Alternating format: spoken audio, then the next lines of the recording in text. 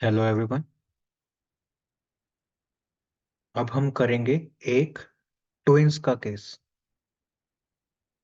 जिन बच्चों के बीच में टाइम का डिफरेंस बहुत कम होता है, लेकिन हम देखेंगे फिर भी उनकी लाइफ कैसे अलग अलग पाथ पर चलती है, उनकी लाइफ की डायरेक्शंस अलग होती हैं बहुत कम टाइम होने के बाद भी दो लोगों के जन्म के बीच में। So this is a case. ये इन दोनों बच्चों का जन्म आधे घंटे के गैप पे हुए। This is child a. After 30 minutes the child B was born। सो इनका इनकी लगन कुंडली सेम है, इसलिए हम नवमास से चेक करेंगे। We will jump to navamsa chart.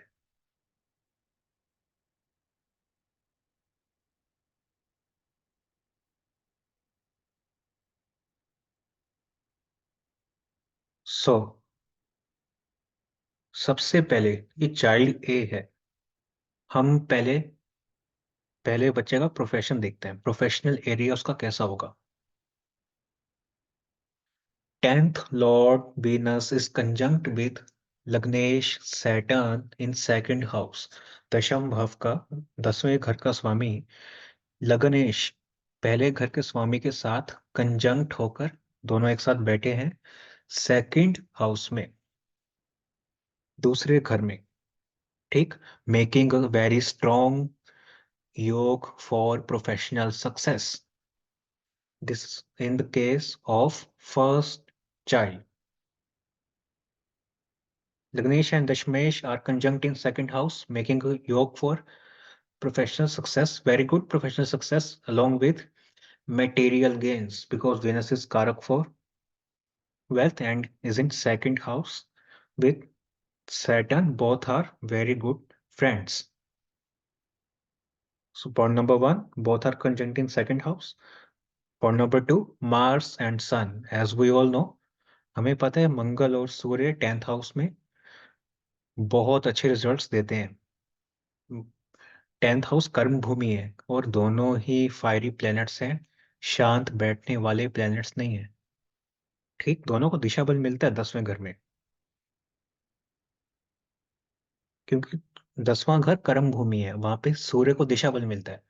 सूर्य 10वें घर में, 10वां घर होता है कर्म भूमि। दोपहर के 12 बजे सूर्य 10वें घर से,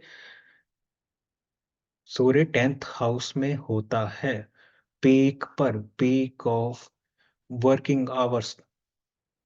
that's why Mars and Sun conjunct in 10th house is very good yoga. Third point is Rahu. Rahu in third house gives quick action taking ability and drive to keep moving. Rahu third house में हमेशा इंसान को active रखता है और थकने नहीं देता, उसके मन को थकने नहीं देता।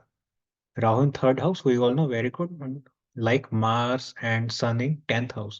So all 3 points we can see professional success is going to be very, very loud and good. Here we can see Rahu, Moon and Mercury, चंद्रमा, राहु और नीच का बुध। बुध जो अपनी नीच की राशि में बैठा है वो तीसरे घर में है। ठीक, ऐसे में क्या होगा, मेंटल हेल्थ इशू रहेंगे, क्योंकि मून इज विद राहु और विद नीच का मर्क्यूरी। नीच का मरकरी और मून, ये मरकरी मून दोनों ही दिमाग के, बुद्धि के, मन के कारक है और नीच के हो गए हैं एंड राहु से एफ्लिक्ट है, राहु के एक्सिस में है। So mental health issues will be there, but listen to a point. Third house में कोई भी प्रॉब्लमेटिक योग हो, जब भी थर्ड हाउस में कोई बेनिफिक खराब हो रहा हो, ठीक, वो इंसान को और ज्यादा ड्राइव देगा काम करने की या कुछ करने की। तो थर्ड हाउस में बेनिफिक कहीं ना कहीं अच्छा ही होता है इन इन लॉन्ग रन। तीसरे भाव में फ्रिक्शन है, चंद्रमा, मरकरी, राहु तीनों कंजंक्ट है, बट इट विल गिव ये इंसान को कंफर्ट जोन से बाहर रखेंगे हमेशा, और ज्यादा ड्राइव देंगे काम करने की। Now come to second child. दूसरे बच्चे के चार्ट में we can see 10th lord and lagnesh, दशम भाव का स्वामी और लग्नेश दोनों एक ही हैं। जुपिटर जो है 9th हाउस में। सो यहाँ लक फैक्टर बहुत अच्छा काम करेगा। ठीक। एंड 9th हाउस का Jupiter is aspected by Saturn from 12th house, and Saturn is 12th lord also. ऐसे में क्या होगा, हम कहेंगे कि 12वें घर से शनि देख रहे बैठ के, और 12वें घर का लॉर्ड भी है। तो दोनों पॉइंट्स अच्छे, मतलब कंसीडरेबल पॉइंट्स होते हैं जहां से प्लेनेट बैठकर देखे और जहां का वो स्वामी हो। दोनों कंसीडरेबल पॉइंट्स होते हैं। 12वें घर का बहुत स्ट्रॉन्ग इम्पैक्ट आएगा उसके काम पर, उसके लगन पर। लग्नेश को देख रहे हैं तो उस पर। So this person is going to see some signification of 12th house. अब हमें कैसे पता लगेगा कि 12th हाउस की कौन सी सिग्निफिकेशन? सी, राहु मून कारक of foreign travel, travelling and foreign journeys. फिर मर्क्यूरी कारक फॉर बिजनेस इज देयर। तो हम कहेंगे काम के सिलसिले में, या घूमने फिरने के लिए, या बाहर कोई बिजनेस कॉन्टैक्ट होंगे इंसान के। इंसान की इस सेकंड चाइल्ड की कुंडली में 12वें घर का स्वामी देख रहा है लग्नेश एंड 10th लॉर्ड को। तो 12वें घर की कौन सी सिग्निफिकेशन है वो हमें पूरी कुंडली देखकर ही पता लगता है। तो राहु मून दिखाता है कि फॉरेन से लिंक्ड। नहीं तो ऐसा भी हो सकता था 12वें घर का लॉर्ड देख रहे हैं लग्नेश को, ये काम छोड़कर हॉस्पिटल में ये इंसान पड़ा रहता बीमार। ठीक, हमें देखना होता है, हमें देखना होता है। लेकिन अब एक चीज और, राहु मून मरकरी यहाँ पे लगन में आ गए हैं। नीच का mercury with Rahu moon, mental health के कारण भी इसको हॉस्पिटल जाना पड़ेगा, क्योंकि लग्नेश को वापस 12th लॉर्ड देख रहा है। ठीक। बट ओवरऑल ये फॉरेन ट्रेवल का कॉम्बिनेशन है। लगन में Rahu moon and 12th lord aspecting 10th lord and lagnesh in 9th house. Scorpio sign also is sign of sea journeys. ठीक, समुंदर के ऊपर से यात्रा करना। So we can see actually Scorpio समुद्री यात्रा का साइन है स्कॉर्पियो। लेकिन देश काल परिस्थिति के हिसाब से हम इसको सिंपल फ्लाइट में जर्नी करना भी ले सकते हैं। तो हम देख रहे हैं यहाँ पे इस इंसान का फॉरेन का बहुत अच्छा योग है ना। फर्स्ट चाइल्ड के केस में था, इसको प्रोफेशनल सक्सेस बहुत अच्छी मिलेगी। यहाँ पे फॉरेन से लिंक्ड, सेकंड केस में फॉरेन से लिंक्ड योग बन रहा है, वो भी 9th हाउस ऑफ लक को पूरी तरह से इंक्लूड करके। सभी योग आके यहाँ पे 9th हाउस में वर्क कर रहे हैं। तो इंसान ये इसका चीजें फॉरेन से लिंक्ड जरूर होंगी as compare to first child. Here we can differentiate both. पहले के केस में प्रोफेशनल सक्सेस बहुत अच्छी होने वाली है, सेकंड के केस में प्रोफेशनल सक्सेस अच्छी हो सकती है क्योंकि 10th लॉर्ड बहुत अच्छा प्लेस्ड है, लेकिन some issues will be there. लगन में एफिक्शन है, and Saturn is aspecting 10th and first lord. Now we will see married life.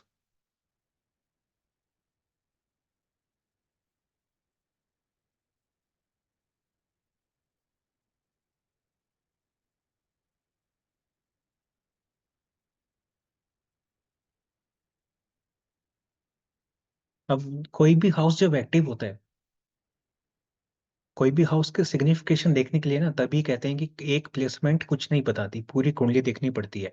अब ये 12वां घर किसी भी तरह से एक्टिव हो सकता था। क्या पता इस इंसान को जेल हो जाती, क्या पता ये फॉरेन में रहे, क्या पता ये हॉस्पिटल में रहे, क्या पता ये हॉस्पिटल में काम करे, जॉब करे।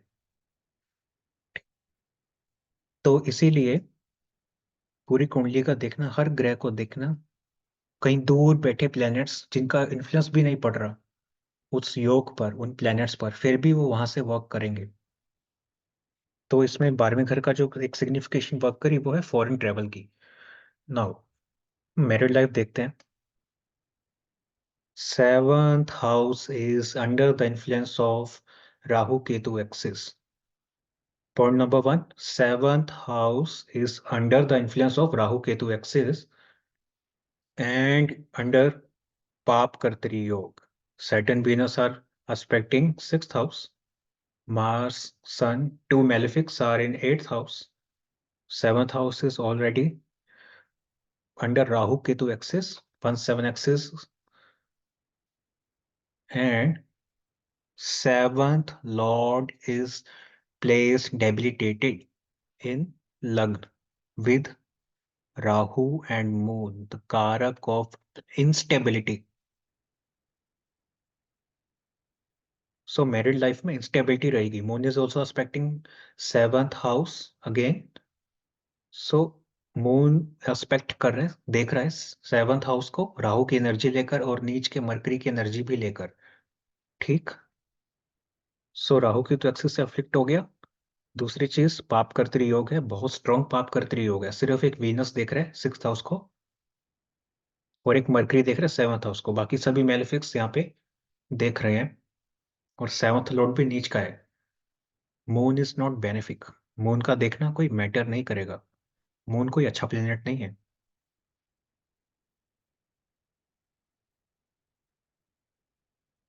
मून तो इंस्टेबिलिटी क्रिएट कर देता है अच्छे अच्छे योगों में। जुपिटर, मून का जो गज केसरी योग होता है वहां पे भी जुपिटर के लिए काफी ट्रबल्स ये क्रिएट करता है। चाहे जुपिटर और मून कैंसर में कंजंक्ट हो जाएं, बहुत अच्छा योग बना ले तब भी। So moon is not a considerable benefic.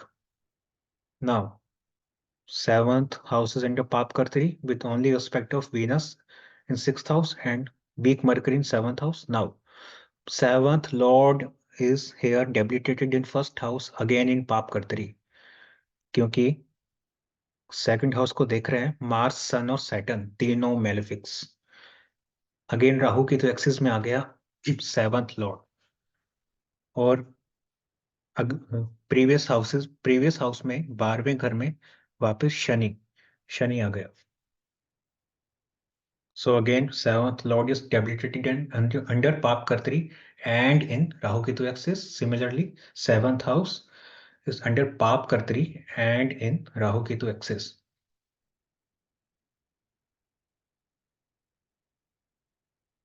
One thing, one big point to always remember.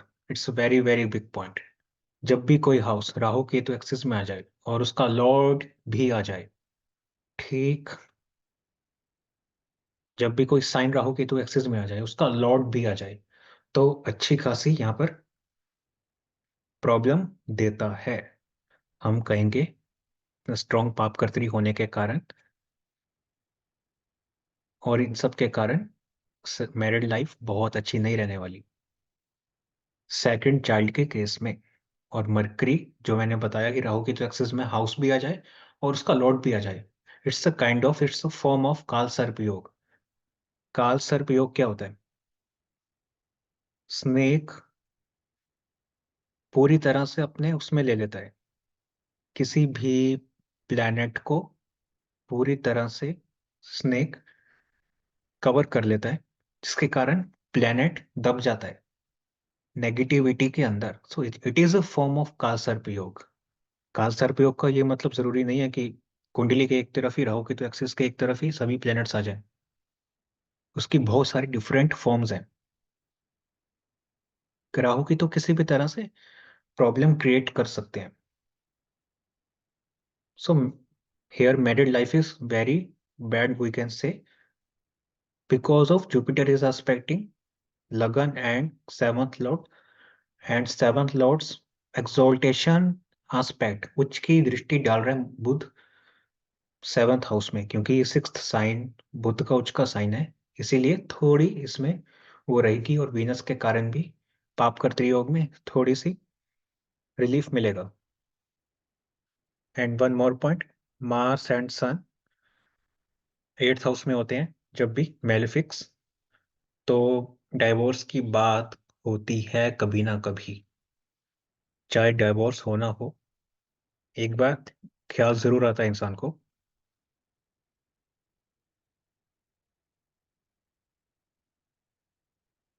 Generally लड़ते लड़ते नहीं, सीरियसली एक बार इंसान अप्रोच जरूर करेगा। नाउ हमने देखा इसकी मैरिड लाइफ बहुत अच्छी नहीं थी, एंड प्रोफेशन में भी इसके फॉरेन से लिंक या 12th हाउस से लिंक भी बाकी सिग्निफिकेशंस थी। और यहाँ पे मेंटल हेल्थ का इशू भी अच्छा खासा था। लुक, राहु की तो एक्सिस इज कॉइल्ड। राहु की तो एक्सिस ने 1 7 एक्सिस इज कॉइल्ड। राहु की तो एक्सिस ने ए- पहले और सप्तम भाव को और उसके स्वामी को एक तरह से जकड़ लिया।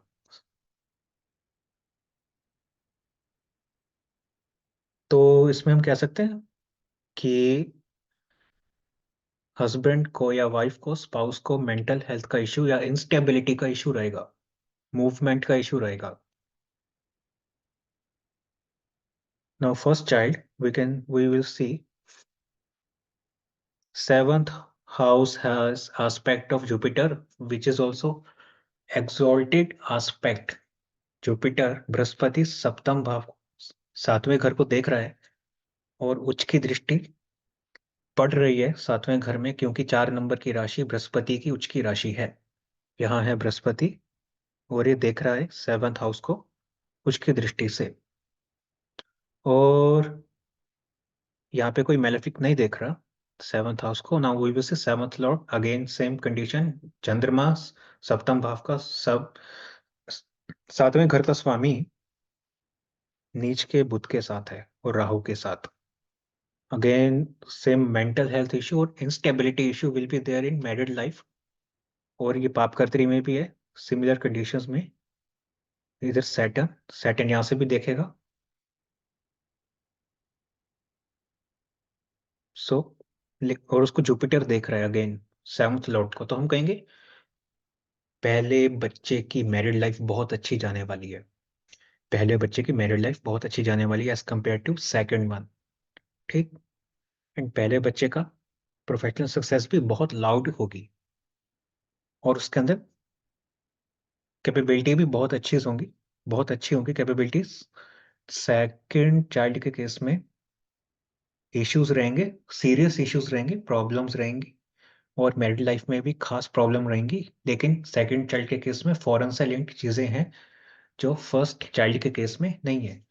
घर बैठे इसको अपॉर्चुनिटीज मिलने वाली हैं, क्योंकि 9th हाउसेस ऑफ लक, बैठे बैठे चीजें मिलती हैं। जहाँ पे 12वें भाव का स्वामी और 12वें में बैठा शनि देख रहा है।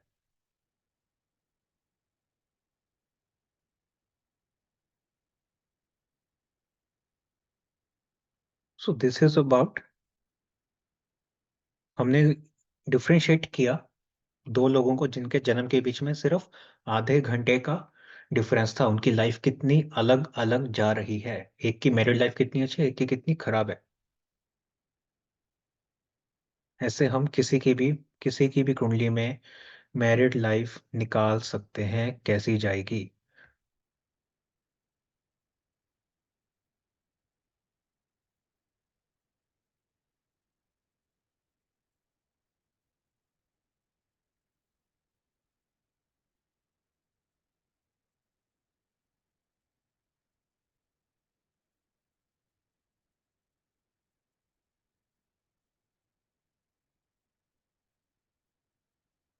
अब इसमें एक चीज और दिख रही है, कुंडली में तो पूरी लाइफ होती है, जितनी मर्जी चीजें हम आराम से बैठ के प्रिडिक्ट करते रह जा सकते हैं, जितनी मर्जी चीजें प्रिडिक्ट कर सकते हैं। हम पहले केस में देखते हैं, इसमें दिख रहा है इसका काम फाइनेंस से लिंक्ड होगा, इसकी पढ़ाई फाइनेंस से लिंक्ड होगी। काम नहीं तो पढ़ाई फाइनेंस से लिंक्ड होगी, because 5th lord is in second house of finance. ठीक। And Jupiter karak for finance is aspecting 5th house. दशांश का भी रोल आएगा, लेकिन जनरली फाइनेंस ये एक ना एक बार जरूर पढ़ेगा या पढ़ने की प्लानिंग करेगा। योग बहुत स्ट्रांग है फाइनेंस का, तो this person is going to study that.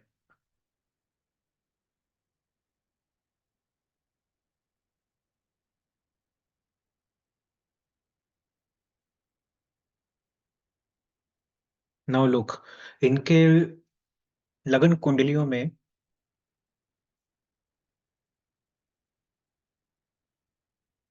लग्नेश and fourth lord Mercury नीच भंग में है, 10th हाउस में दोनों के। ठीक। एंड जुपिटर गज केसरी योग में है, और जुपिटर उच्च के सन को भी देख रहा है, और जुपिटर उच्च के सन की राशि में है। इससे क्या पता लगता है, these both people are going to enjoy good power and position in life. हमने दोनों को कंपेयर करके कहा है कि वो अच्छा है, वो कम अच्छा है, but overall this two people, अगर हम कंपेयर ना करें दोनों को, बहुत अच्छी पोजीशन, और दे विल एंजॉय डोमिनेंस।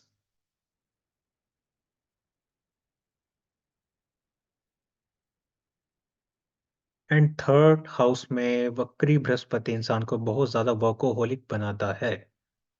अब हमने देखा दोनों की कुंडली में थर्ड हाउस में वक्री बृहस्पति और उसका स्वामी भी उच्च का सूर्य है 11वें घर में।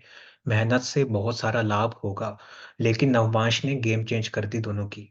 ठीक है, पहले के केस में राहु दिया, मार्स सन दिया 10th हाउस में, थर्ड हाउस में राहु दिया एंड अच्छा योग दिया। सेकंड केस में इतना अच्छा नहीं दिया, तो नवमांश ने दोनों में डिफरेंसेस क्रिएट कर दिए। इसीलिए लगन कुंडली के बाद नवमांश को देखना बहुत जरूरी है। दोनों में ही वर्कोहोलिक होने का बहुत स्ट्रांग योग है, बट नवमांश ने वो चेंज कर दिया। तो this is how we differentiate. हम ऐसे देखते हैं कि जिनका जन्म बिल्कुल बहुत कम समय के डिफरेंस के साथ होता है, स्टिल स्टिल उनकी लाइफ बहुत अलग अलग डायरेक्शंस में जाती है। क्यों जाती है वो हमने देखा।